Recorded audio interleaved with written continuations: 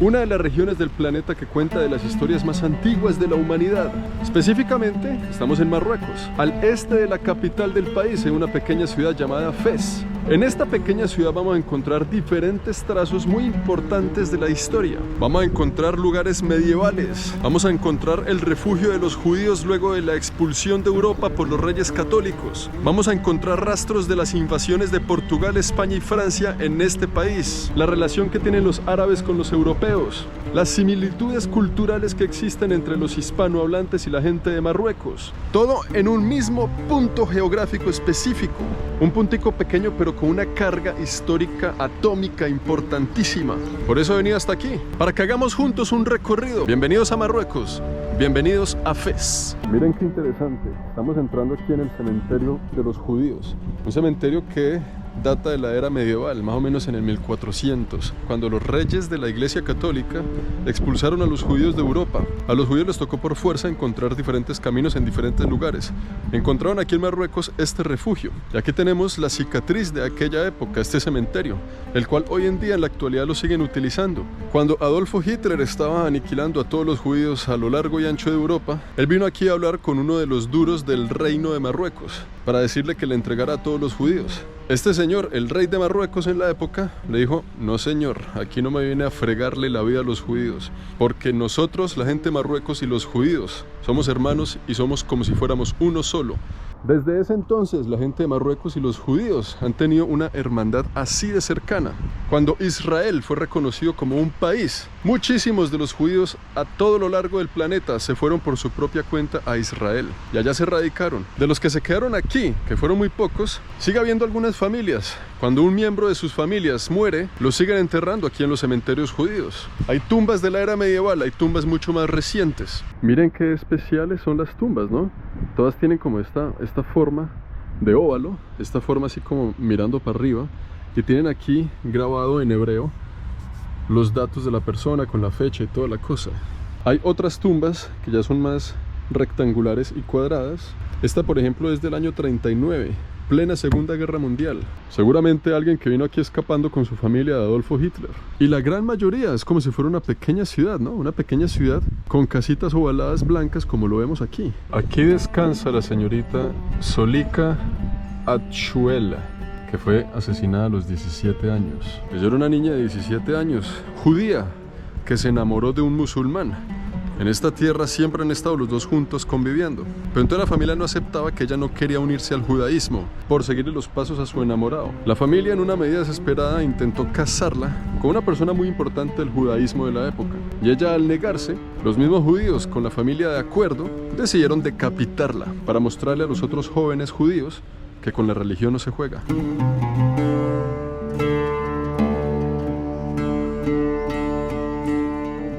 Hola, pequeño. Wow, este gatico se ve que tiene una vida dura, parce. Está orinando, pero pobrecito. Está bien acabado. Aquí estamos, ya en las entrañas del barrio judío, al lado del cementerio. Esos barrios judíos en Marruecos se les conoce como la Mela. Mela es la palabra árabe para decir salero, por lo que en esa época los judíos tenían el monopolio del comercio de la sal. La sal era que cuenta la moneda en los tiempos medievales, porque en esa época no había la electricidad y los lujos que tenemos hoy en día en la sociedad, como por ejemplo un refrigerador. Y era la sal la que conservaba los alimentos, por eso era tan importante. Si usted no tenía sal, toda la comida que tenía se le podría en un día. Y como ese era el elemento más importante, de mayor movimiento, de mayor comercio y muy rentable, pues obviamente ustedes saben que los judíos tienen un muy buen ojo para eso. Ellos tenían ese monopolio en este tipo de lugares. Siempre donde hay un barrio judío a todo lo largo de Marruecos se les conoce como la Mela, el salero, inclusive hoy en día. Y esos rastros de esa historia lo vamos a ver aquí en estas calles de este barrio en el que estamos entrando, para que ustedes entiendan un poquito más gráficamente lo que estoy diciendo. En esa época, esta era la calle principal del Mela. Tengo que hacer una pausa. Qué cosita tan bonita, mi amor. Ay, qué belleza. ¿Ça va? Est-ce que c'est à toi? Non? C'est à personne? À la rue? Je peux l'amener avec moi au Canada? ¿No? ¿Nos vamos para Canadá o qué? No, no me mires así porque no puedo con tu amor. Bye. Qué pena por la interrupción. En esa época este era el barrio donde estaban los judíos comercializando la sal. Esta es la calle principal del Mela, del Salero. Como vemos en la parte de arriba, ellos vivían y en la parte de abajo estaban los comercios. Todo esto era dedicado al comercio de la sal, al intercambio, al trueque. Si usted era un campesino que vivía en la región, podía traer aquí sus carnes, intercambiaba sus bienes por sal. La sal se convirtió en la moneda de ese entonces aquí en esta región. Colombia. Colombia. Sí, sí. Colombia. Miren qué ternura este anuncio. Petit taxi. Como pequeños taxis, taxicitos. Le dan uno hasta ganas de tomar un taxi, así no tenga que ir a ningún lado. ¿Qué dicen los petit taxi, los pequeños taxis? Qué lindos. Miren ustedes qué interesante esta mezcla. Aquí estamos en plena calle principal de los judíos, el Salero. Toda esta calle, y aquí tenemos una puerta que nos abre el camino hacia la parte musulmana. Después de la caída de Granada en España, cuando los españoles sacaron a todos los árabes que estaban invadiendo España, y en ese entonces construyeron esta gran puerta que divide a los judíos de los árabes. Aquí empezaba entonces todo el comercio árabe. Por eso es que aquí en el barrio judío tenemos una sinagoga, y entrando por aquí tenemos una mezquita. Aquí comercializábamos la sal y aquí comercializábamos todo lo demás. Se unían en este barrio dos grandes emperadores del comercio, que son los árabes y los judíos, nada más y nada menos. Echémosle un vistazo para ver cómo lucía la vida árabe en aquel entonces.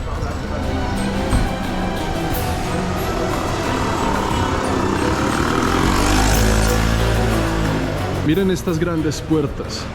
Aquí tenemos una y aquí tenemos la otra, dándonos la bienvenida a todo un imperio. A un imperio que, a pesar de que les tocó salir corriendo de España, venían aquí con la frente en alto a seguir construyendo unas estructuras de semejante majestuosidad que hoy en día seguimos viendo a todo lo largo del territorio de los árabes. Véala más de cerca la mezquita. Aquí vamos a ver muchas mezquitas y muchas de ellas tienen este color verde porque ese color significa la esperanza en el Islam. Si existe en el mundo una cultura rica que ha llegado para quedarse, es la cultura de los árabes. Personas que están aquí en la tierra por años y años incalculables. Tierras que han sobrevivido tantas invasiones, tantas conquistas, tantas batallas para independizarse de tantos países diferentes. Una cultura, la de los árabes, de inmigrantes que han estado en todas partes del planeta. Una cultura de colonizadores y colonizados, y que nos ha entregado inclusive a nosotros los latinos una herencia no solo gastronómica, no solo cultural. Por eso cuando vamos a ciudades como Cartagena, vamos a ver una influencia arquitectónica árabe muy presente. Inclusive nuestra comida, las pitas y los tacos, primos lejanos de los platillos favoritos de esta gente de acá. Por eso ellos, cuando se van de un país a otro, cuando les ha tocado moverse tanto, les ha tocado ser nómadas, se les ha tocado salir corriendo, en algunos lugares les dan la bienvenida, en otros no, no les importa. A donde llegan, vuelven y montan su estructura, vuelven y montan su civilización, sus ciudades, como si nada hubiera pasado. Y desde aquí tenemos toda la panorámica. Como nos damos cuenta, la ciudad está construida en un valle.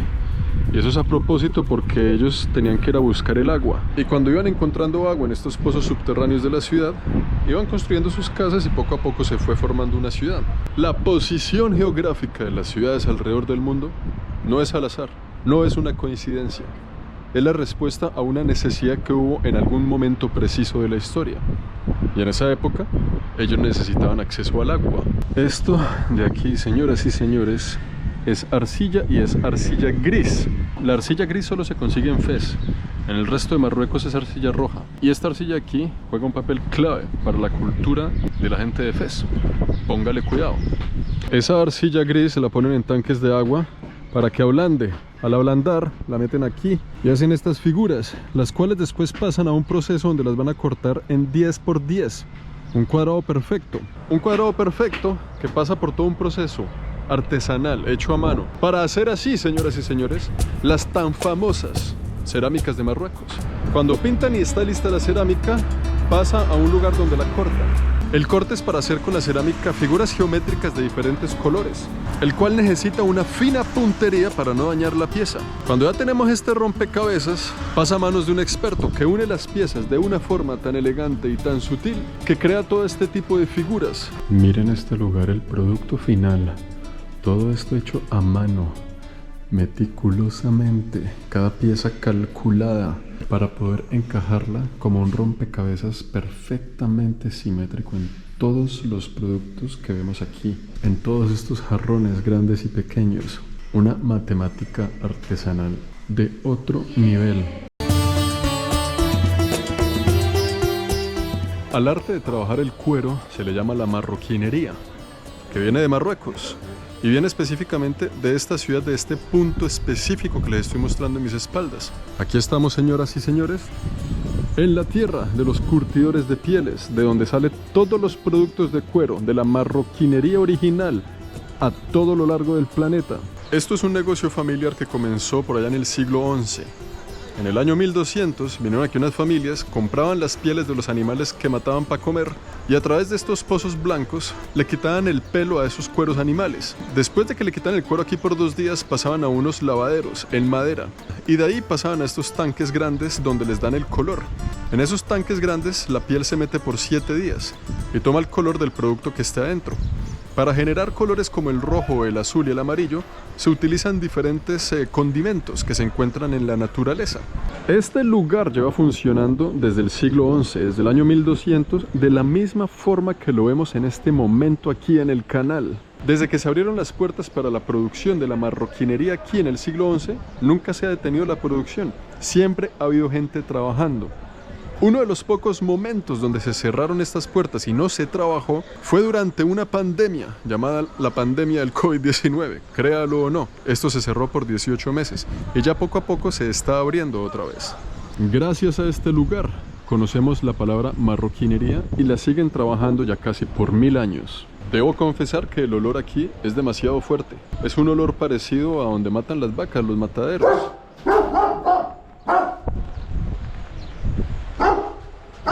Aquí hay pieles de vacas, de chivos, de ovejas, inclusive pieles de camello. Es muy probable que si usted compra un artículo hecho en cuero que viene de Marruecos, esa cartera que usa su mamá o su abuela puede ser que esté hecha con cuero de camello o dromedario.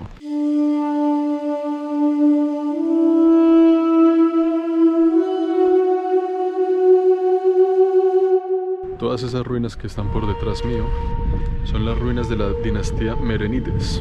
Lo interesante de este lugar es que está rodeado de un cementerio. Y a diferencia del otro cementerio, este es un cementerio musulmán. ¿Por qué nos damos cuenta que esto es un cementerio musulmán? Porque todas las lápidas están dirigidas dándole la cara al este, apuntando directamente hacia la Meca. Todas las lápidas están mirando hacia el mismo punto. Todo esto alrededor de la ciudad de Fez son cementerios musulmanes. Vamos a ver por aquí cómo está la situación. Nos encontramos con un vacío. ¡Wow! Esto es un abismo. Desde aquí vemos más tumbas. Todo esto sigue siendo cementerio. Ahí hay un caballo, unos burros. Pero vean que todas las lápidas están mirando para allá. Vean estos pequeños abismos. Muy interesante porque si usted se resbala y se cae, de una vez lo entierran ahí abajo. Se ahorra el servicio de transporte del cuerpo. Miren, aquí en estas rocas tenemos un acceso más cercano al cementerio musulmán. Yo nunca he visto uno en mi vida con mis propios ojos. Pero aquí tenemos la foto ya perfecta que explica lo que les estaba mostrando. Todas las caras de las lápidas, aquí está la parte trasera, la espalda. Aquí entonces están las lápidas de frente con los nombres y la información del difunto. Si ven como todas están mirando hacia el mismo punto, todas mirando a la Meca que queda exactamente allá. Una de las pocas culturas cuyo cementerio nos da exactamente una posición geográfica como una brújula. Hola amigos míos, tiempos sin vernos, las caras. Compañeros, ¿cómo estamos? ¿Qué dicen las niñas? Aquí en pleno cementerio, ¿qué carajos hacen por aquí? Hola, corazón. Corazón de melón. ¿Ve esta? ¿Qué le pasó? ¿Qué le pasó, mija? Tiene la patica chueca atrás. Ve esta porque tiene la pata así. Aquí estamos, amigos míos, por detrás de mí, la Puerta Azul. La Puerta Azul construida durante la visita de los franceses. Cuando vinieron a radicarse en estas tierras, construyeron esta entrada, esta puerta, que da inicio a la antigua ciudad, a la Al-Medina. Aquí ha vivido gente por más de 1100 años. Miren cómo la Puerta Azul es una puerta de verdad. Aquí usted le puede echar candado a la vaina. Usted cerraba estas grandes compuertas y así estaba protegida la ciudad. Todo alrededor son murallas. Toda esta zona aquí, entrando ya está por detrás de mí, la Puerta Azul. Tenemos puros restaurantes, comercio, galguerías. La cantidad de cositas y galguerías que hay para comer en las calles es impresionante. Uf, todos estos dulces son una cosa alucinante. Cuando usted atraviesa la Puerta Azul, ya no pueden entrar carros. Y en aquella época entonces, el transporte aquí dentro era el burro. Por eso es que aún hoy en día se ven algunas señales de tránsito de aquel entonces. Como esta de aquí, donde nos indica por dónde sí se puede entrar en burro y por dónde no. La afinidad por los detalles del pueblo árabe. No solo están las cerámicas, está en la arquitectura, miren esto. Esto de aquí era un internado. Aquí los niños se educaban. ¿Y por qué la educación es tan importante en este lugar? Ya vamos a ver. Aquí también se fundó la primera universidad del planeta. Pero esto de aquí vivían los niños, se educaban y también rezaban. Aquí por detrás está la mezquita del lugar. Pero lo interesante es ver cómo todo es tallado a mano. Toda la madera la trabajan. En los muros tenemos frases que vienen del Corán. Y sus pisos son en mármol. En esa época, como todo era trueque, este piso lo cambiaban en el comercio y en el mercado por caña de azúcar. Pregúntese usted hoy en día, en pleno 2022, cuánto vale un kilo de caña de azúcar y cuánto vale un kilo de mármol, a ver cuál es la diferencia. Pero en ese entonces la cosa era otro precio. Los precios de los productos han cambiado con los años. Lo que me hace a mí pensar, ¿cuánto cuesta un auto último modelo de gasolina hoy en 2022? ¿Cuánto costará ese mismo auto en unos 10 a 15 años? Échale cabeza.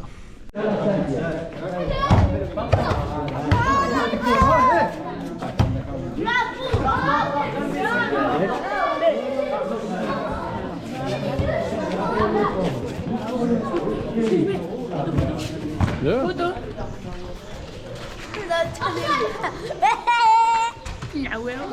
Foto.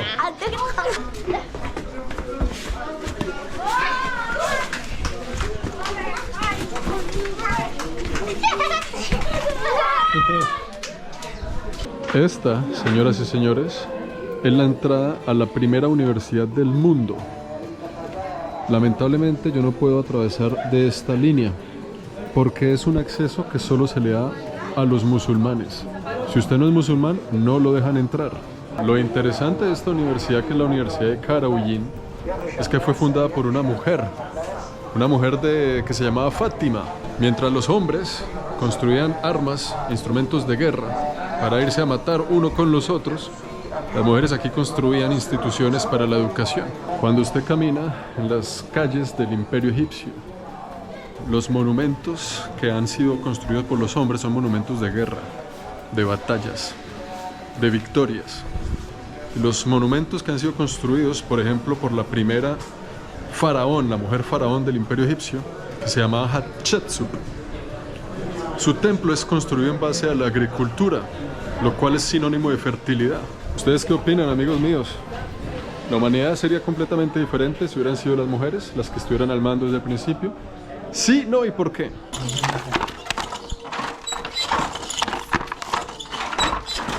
Cabeza.